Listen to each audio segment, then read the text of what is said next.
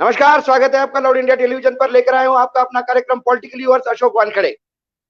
कल मैंने जब मंडे पॉजिटिव किया सोमवार को, तब मैंने एक हिंट दिया था कि जो हमने कहा था, जो लाउड इंडिया टीवी ने हमारे दर्शकों को बताया था कि कांग्रेस में क्या हो रहा है, फिलहाल वही होते हुए नजर आया।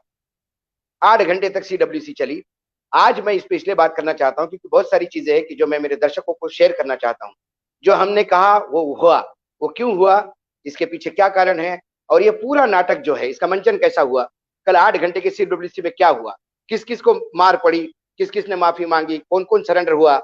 बाहर आकर फिर वही गोदी मीडिया जो है, या तथाकथित जो खान मार्केट गैंग जिसको मैं कहता हूं, उन्होंने फिर से प्रयास किया एक नया इशू उठाने का कि नहीं, बहुत सम्मान जनक तरीके से इनकी मांगी गई। ऐसा कुछ नहीं हुआ।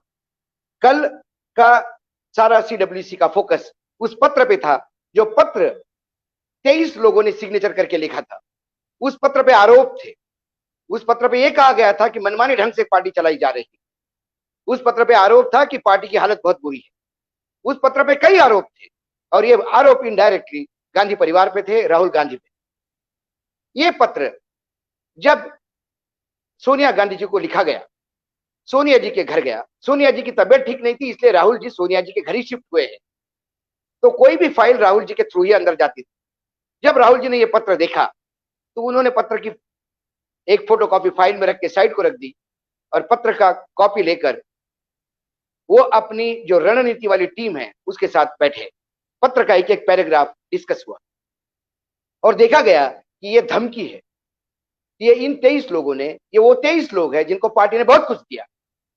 इसके बावजूद इनको लगता है कि आने वाले समय में इनका वजूद कम हो जाएगा, क्योंकि सोनिया गांधी जी का जो अंतरिम अध्यक्ष पद का जो पीरियड था वो खत्म हो गया था। ऐसे में नया अध्यक्ष चुनना जरूरी था, या तो उनको एक्सटेंशन दिया जाएगा।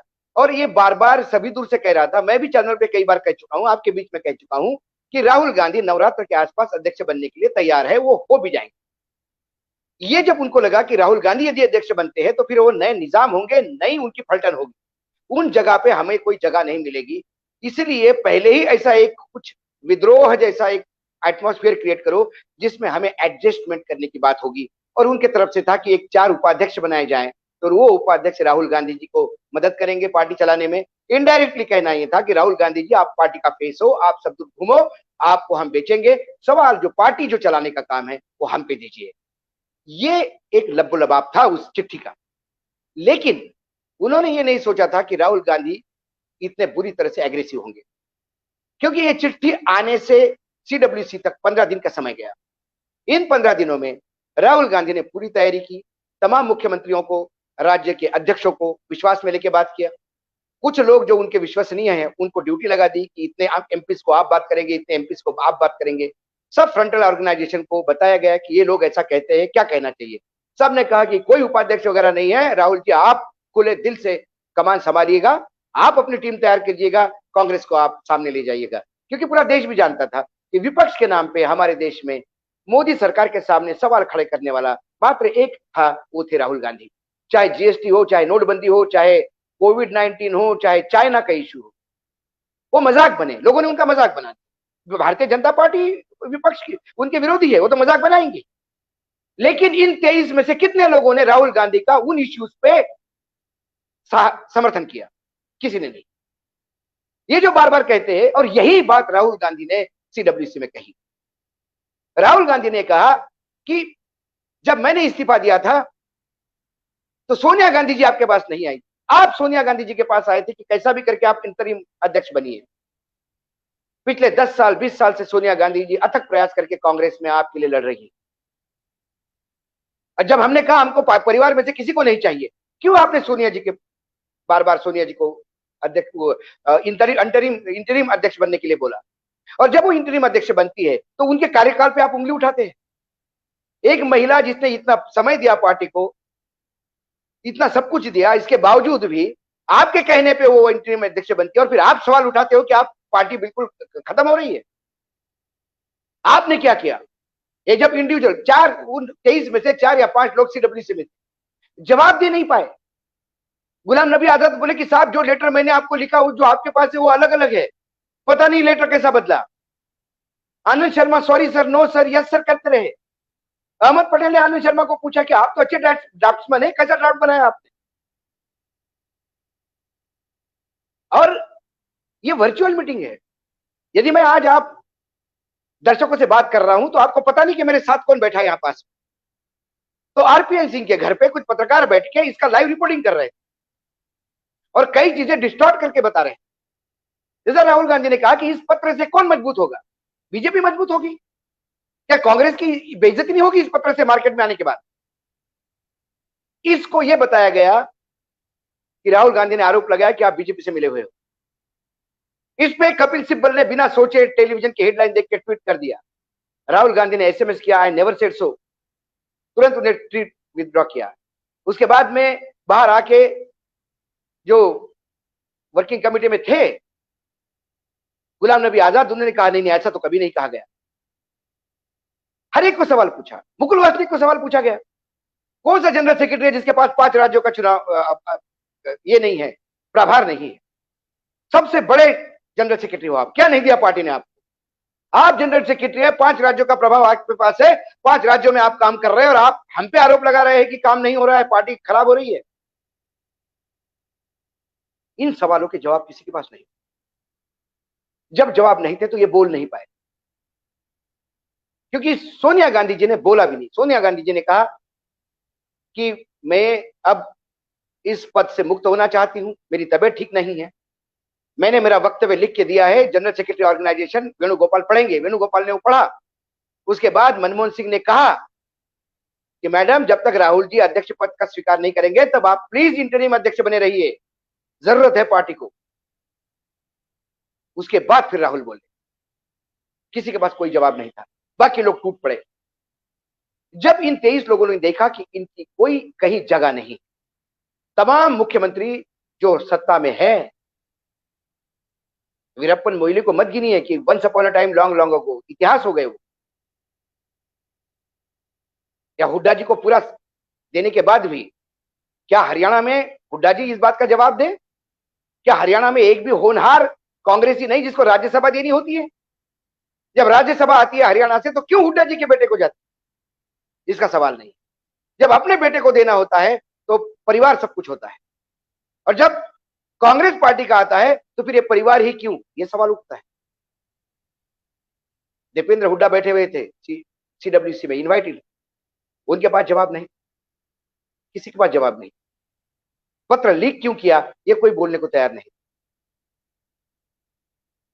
अंत में जब उन्होंने कहा कि 1 साल के लिए सोनिया जी फिर से अंतरिम अध्यक्ष होंगी, राहुल जी ने कहा नहीं, उनको रेस्ट चाहिए, इसको 6 महीना कीजिएगा। और 6 महीने के पहले सोनिया जी ने कहा कि अंतरिम अध्यक्ष 6 महीने के लिए रहूंगी, लेकिन मैं आदेश देती हूं सीडब्ल्यूसी के कहने पे कि जनरल सेक्रेटरी ऑर्गेनाइजेशन वेणुगोपाल अगले एआईसीसी चुनाव की तैयारी करे, अध्यक्ष चुना जाएगा। और मीटिंग बर्खास्त हुई। अंत में सोनिया जी ने कहा कि देखिए जो हो गया वो भूल जाइए, लेकिन इकट्ठा होकर काम करना पड़ेगा। कि ऐसे पत्र मार्केट में लिख के और प्रेशर ला के काम नहीं होगा। ये अंदरूनी बात हुई। बाहर आने के बाद ये सब लोग एक दूसरे को देखने लगे, ये हुआ तो कैसा हुआ। गुलाम नबी की यहां रात को फिर मीटिंग हुई। उस मीटिंग में सबसे ज्यादा भला बुरा कहा गया उस इंसान को जिसने कहा था कि आप ये पत्र लिखिएगा, ये जब आप पत्र लिखेंगे पार्टी के अध्यक्ष के पास जाएगा तो ये मार्क होके मेरे पास आएगा, और तब मैं ये क्राइसिस मैनेज करते हुए ये रखूंगा कि ये पत्र तो मैंने समझा दिया है सबको, 1-2-3 लोगों को या 4 लोगों को अध्यक्ष बना के साउथ ईस्ट नॉर्थ वेस्ट ऐसा करके कुछ राज्यों के प्रभाव उनको दे देते हैं, प्रभार, और राहुल जी की अध्यक्षता में काम करेंगे। ये रीडिप्लॉयमेंट री एम्प्लॉयमेंट का एक जुगाड़ था। लेकिन किसी को पता नहीं था कि राहुल गांधी इतने तैयारी से हमला बोलेंगे। इनके 23 लोगों के सिग्नेचर के पीछे 700 लेटर्स आए थे, तमाम पीसीसी चीफ से, तमाम लीडर ऑफ द हाउस से, तमाम मुख्यमंत्रियों से, फ्रंटल ऑर्गेनाइजेशन के हेड से, तमाम पुराने कांग्रेसियों से, इन 23 लोगों को कटघरे में खड़े करते हुए। तो जिन्होंने ये पत्र लिखवाया था, जो इसके सूत्रधार थे, वो सीडब्ल्यूसी में यू टर्न ले गए और उन्होंने आनंद शर्मा को कहा आप तो अच्छा ड्राफ्टिंग करते हैं, आपको कैसा ड्राफ्टिंग किया आपको कभी लगा नहीं पार्टी ने आपको क्या दिया, इसके बाद आप ये करते हैं। आनंद शर्मा को कभी ये नहीं समझ में आ रहा था कि मैं राहुल जी के सवाल का जवाब दूं, या जिसने हमको ये करने के लिए उत्साहित किया उसके इस नए रूप को कैसा देखूं। माननीय अहमद पटेल ने ये सारा काम किया, पहले भी आदि है करने के, क्योंकि क्राइसिस करके कांग्रेस में उसको मैनेज करने का काम कर कर क्राइसिस मैनेजर के नाम पे वो जाने जाते हैं। सोनिया जी के समय वो करते आ रहे थे, पार्टी चला रहे थे। राहुल गांधी अपने हिसाब से पार्टी चलाना चाहते थे और हुआ वही। आज उन 23 में से 20 लोग तमाम पत्रकारों को ये बोलते हुए घूम रहे हैं कि हमारा पता ही नहीं था कि ऐसा होगा। कई लोग कहते कि हमारी सिग्नेचर ली, हमें पता ही नहीं था कि ये पत्र है। कोई लोग कहते कि लीक होने वाला पत्र था, हमें पता ही नहीं है। और ये लोग तमाम अब रास्ता ढूंढ रहे हैं कि कहीं ना कहीं माफी कैसी मिलेगी। लेकिन ये राजनीति है, राजनीति में नजर हटी दुर्घटना घटी। आपने एक बार किसी को माफ किया, वो फिर आपको काटेगा। जैसा कि राजस्थान में एक बार आपने सचिन पायलट को माफ किया, लेकिन इंतजार कीजिएगा, जनवरी में फिर एक विद्रोह होगा। सचिन विद्रोह करता रहेगा, क्योंकि सचिन को पता है कि अभी कांग्रेस में उनके लिए सब दरवाजे बंद है। वो मात्र एमएलए बन के रहेंगे, उप मुख्यमंत्री पद भी खत्म हो गया है और पार्टी अध्यक्ष तो बनने से रहे। उन्हें ये भी बोला गया, नए पार्टी अध्यक्ष जो बने हैं पीसीसी, कि आप ये दौरे वोरे बंद कर दीजिए, ये काम नहीं है, बिना प्रदेश अध्यक्ष के परमिशन से आप दौरे नहीं कर सकते, ये भी बोला गया है।